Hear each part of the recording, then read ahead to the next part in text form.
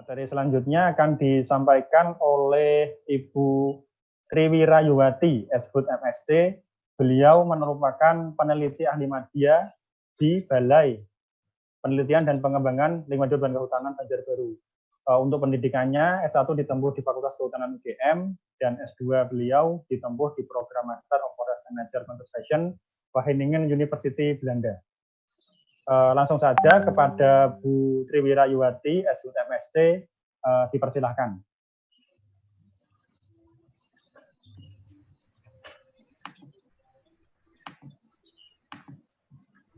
Terima kasih, Mas Moderator. Assalamualaikum warahmatullahi wabarakatuh. Selamat siang. Mungkin ini kok saya nggak bisa share screen ya, Mas? Masih di disable untuk screen sharingnya. Mas Galih, host, tolong. Selamat siang, para narasumber, Bapak-Bapak dan Ibu narasumber, Bapak dan Ibu Dewan Pembina Keagamaan Nusantara dan Kakak Mahud, para peserta webinar Kakak Mahud Kalsel, upaya perbaikan tata kelola rotan di Kalimantan Selatan. Sudah bisa belum? Sudah saya jadikan co-host, Bu. Ya. Nah, udah datang nih Mbak Iranya. Terima kasih. Nama saya Triwirayuwati, saya peneliti di Balai Litbang LHK Banjarbaru, yaitu UPT di bawah Badan Litbang dan Inovasi Kementerian Lingkungan Hidup dan Kehutanan. Di sini, walaupun peneliti, saya sebetulnya bukan pakar rotan, jadi mungkin di peserta webinar ini mungkin banyak sekali pakar rotan. Di sini saya hanya ingin sharing penelitian kami dan juga dari beberapa literatur tentang jenis-jenis rotan di Kalimantan Selatan. Ini adalah isi dari presentasi saya. Yang pertama adalah pendahuluan, kemudian jenis-jenis rotan di Kalimantan Selatan, habitat rotan, mengenal rotan jernang, dan penutup. Seperti telah disampaikan sebelumnya oleh Mas Moderator dan oleh para narasumber, bahwa Indonesia adalah negara penghasil rotan terbesar di dunia. Lebih dari 85% berasal dari Indonesia, sisanya dihasilkan oleh negara lain seperti Filipina dan Vietnam. Daerah penghasil rotan Indonesia tersebar di Pulau Kalimantan, Sumatera, Sulawesi, dan Papua, dan dari data BPS tahun 2002, potensinya mencapai 622.000 ton per tahun. Untuk jenisnya diperkirakan lebih dari 516 jenis rotan di Asia Tenggara ini, yang terdiri dari 8 genera, yaitu Calamus, Daemonoropsis, Cortasia, Plectocumia, Plectocumiopsis, Calops pata, Bijaudia, dan Ceratobulus. Tapi dari semua genera ini, yang sampai saat ini masih dikenal bernilai ekonomi tinggi adalah Calamus dan Daemonoropsis. Berdasarkan kajian dari Permenhub nomor P21 tahun 2009, yaitu tentang HHBK unggulan di Kalsel, sebetulnya rautan ini termasuk memiliki potensi sedang karena jumlah rumpun per hektarnya sekitar 40-60% dari kondisi normal.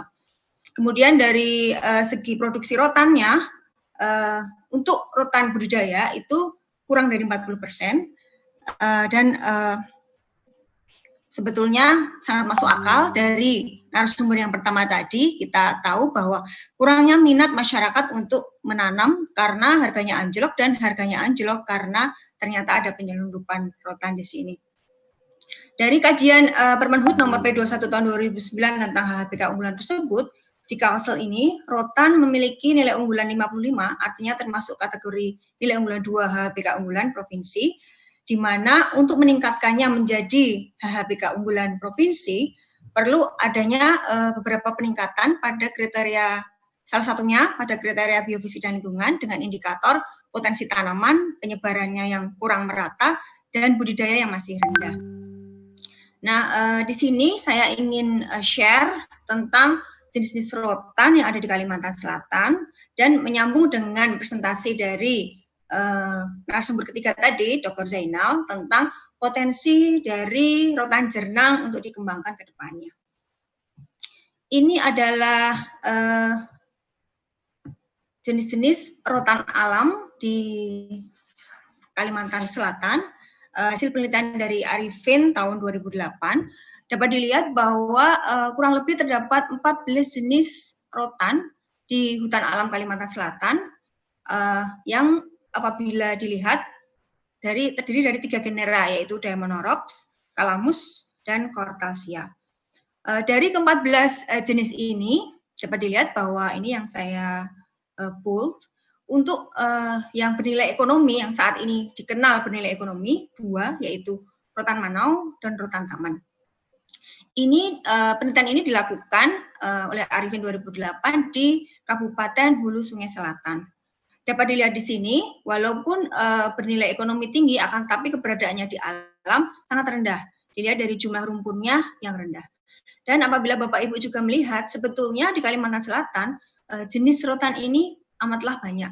Tetapi yang sudah banyak dikenal dan bernilai ekonomis hanya 2 saja.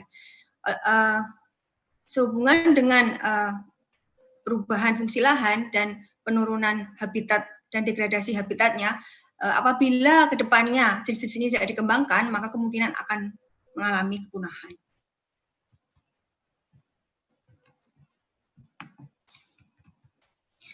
Ini adalah gambar ya dari beberapa jenis yang tadi telah saya sampaikan pada slide sebelumnya. Calamus javaensis, Daemonorops melanosites, Calamus manan, Calamus pionum.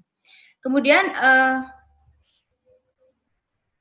kita juga pernah melakukan inventarisasi rotan alam di Pegunungan Meratus di Kabupaten Hulu Sungai Tengah tahun 2013. Dapat dilihat di sini, kami menemukan sekitar 6 jenis rotan. Dan sama dengan yang di Hulu Sungai Selatan, penelitian Arifin tadi, untuk yang bernilai ekonomi, yang kami temukan adalah manau dan taman. Akan tapi dari potensinya atau jumlah rumpunnya sangatlah rendah yang terdapat di hutan alam. Kemudian untuk di Kabupaten Baritokuala, di daerah dataran rendah ya, di sana banyak dijumpai rotan irit atau Calamus thrasycoleus, yang ini termasuk jenis endemik Kalimantan yang tumbuh di pesisir sungai tanah aluvial dengan ketinggian sekitar 10-17 meter di atas permukaan laut, kemudian kelembaban sekitar 58% dan suhu 33 derajat Celcius. Saya tadi juga mendengar dari paparan narasumber yang pertama bahwa untuk rotan irit ini untuk produksinya sudah lumayan karena sudah banyak yang membudidayakan, mencapai 7 ton per hektar dari hasil penelitian Arifin tahun 2011. Kemudian untuk habitat rotan kalso, sebetulnya rotan ini memiliki 2 faktor yang sangat penting untuk keberadaannya. Yang pertama yaitu kondisi iklim mikro, yang terdiri dari intensitas cahaya yang kurang lebih harus diatur 50%, kemudian ketinggian tempat atau altitude juga sangat menentukan, dan kelembaban berkisar antara 60-70% dan suhu 28-32%. Yang kedua, nah ini nyambung dengan presentasi Pak Dr. Zainal tadi tentang keberadaan panjatan atau pohon inang, yang di dalam presentasi narasumber ketiga itu sebagai bagaimana kemungkinannya rotan ini masuk ke dalam kegiatan RHL. Nah, bagaimana nasib dari panjatan atau pohon inang ini, atau apakah persyarat-syarat untuk pohon inang ini? Sebetulnya syarat untuk panjatan dari rotan ini adalah yang pertama memiliki percabangan rendah, yang kedua batangnya harus kokoh, dan yang ketiga kulit kasar. Biasanya yang kita dapatkan di lapangan itu adalah jenis-jenis laban atau Vitex pubescens, kemudian bungur, Lagerstromia speciosa, dan makaranga. Nah, jenis-jenis ini dijumpai pada lokasi yang berdekatan dengan aliran sungai, karena rotan ini memiliki sifat suka kelembaban yang tinggi. Kemudian lanjut mungkin tentang rotan jernang ya, yang sebelumnya telah disampaikan oleh Pak Zainal tadi bahwa ini memiliki nilai ekonomis tinggi. Sebetulnya rotan yang dapat memproduksi resin jernang itu ada kurang lebih 4 jenis, yaitu Daemonorops draco, Daemonorops micracantha, Didymophila, dan Daemonorops matanensis. Dari keempat ini yang menjadi idola di perdagangan adalah rotan jernang dari Daemonoropsis draco, karena pada istilah perdagangannya menghasilkan dragon blood atau getah darah naga. Kegunaannya sangat banyak, salah satunya untuk bahan baku pewarna vernis, porselen, pewarna marmer, bahan baku lipstik, dan yang paling penting adalah bahan untuk pembeku darah atau koagulan. Ini adalah gambar dari rotan jernang yang kami dapatkan di Desa Hinaskiri, Kecamatan Batang Alai, Kabupaten Hulu Sungai Tengah, di kebun petani jernang namanya Pak Kosim. Beliau sudah mengembangkan tanaman jernang ini, dan sebetulnya untuk budidaya jernang dengan cara generatif. Yang pertama 2 bulan. Kemudian setelah 2 bulan, kecambah dengan tinggi sekitar 10-15 cm, ditransplant atau dipindahkan ke polybag pada media campuran gambut dan sekam padi dengan perbandingan 7:3 atau topsoil dan sekam padi dengan perbandingan 1:1. Kemudian polybag tersebut diletakkan pada bedeng dengan naungan dijaga kurang lebih 50%. Apabila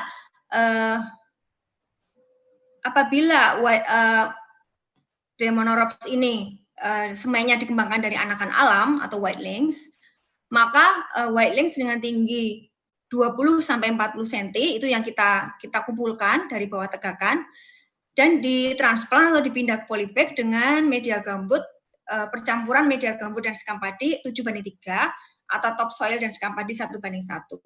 Kemudian kita juga perlu melakukan pemeliharaan, meliputi penyiraman, aplikasi fungisida dan insektisida. Setelah 1-2 bulan, whitelings ini kemudian dipindahkan ke open area untuk hardening dan diaklimatisasi selama 1-3 bulan. Setelah itu bisa dilakukan penanaman.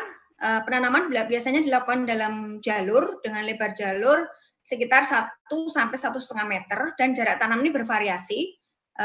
Menurut Ruspana dan Panjaitan sekitar 6x6 meter, tapi menurut Pak Kosim yang petani jernang di Kecamatan Batang Alai tadi sekitar 4x4 meter. Kemudian penanaman dilakukan di bawah tegakan atau host atau panjakan atau pohon.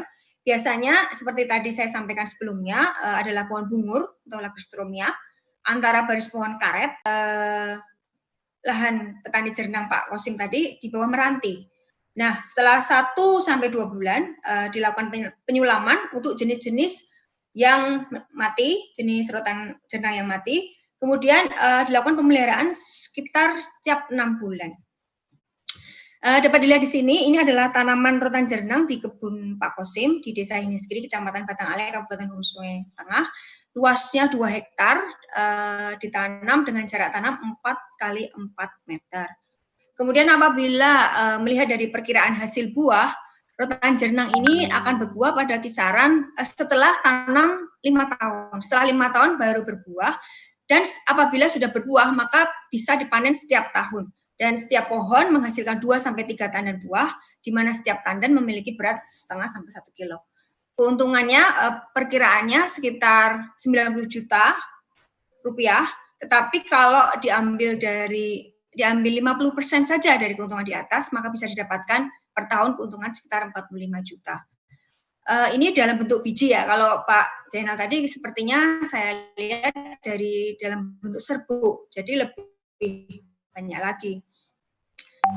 Dan pada tahun 2013, Pak Kos ini sudah menjual biji jernangnya ke Riau, seperti ke Riau dengan harga per kilo biji Rp125.000. Sampailah pada penutup, mungkin dapat saya simpulkan bahwa sebetulnya apabila dilihat dari inventarisasi jenis-jenis rotan alam di Kalimantan Selatan, sebetulnya Kalimantan Selatan masih memiliki banyak jenis rotan alam, akan tetapi potensinya rendah. Karena hutan alam yang menjadi habitat mereka terus-menerus terdegradasi akibat alih fungsi lahannya. Oleh karena itu, perlu di-encourage pengembangan dari jenis-jenis rotan, supaya yang rotan-rotan alam yang belum banyak dikenal itu, supaya tidak terancam punah, dan juga untuk memenuhi pasokan industri. Dan dari hasil paparan, ada salah satu jenis rotan yang berpotensi untuk dikembangkan, yang tidak perlu ditebang, hanya diambil bijinya saja, dan sebetulnya memiliki nilai yang cukup tinggi, yaitu Daemonoropes draco.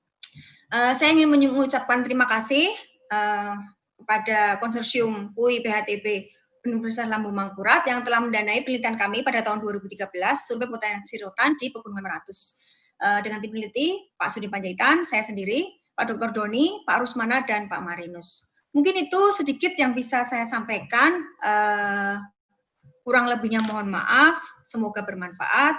Wassalamualaikum warahmatullahi wabarakatuh. Waalaikumsalam warahmatullahi wabarakatuh. Nah, terima kasih kami sampaikan kepada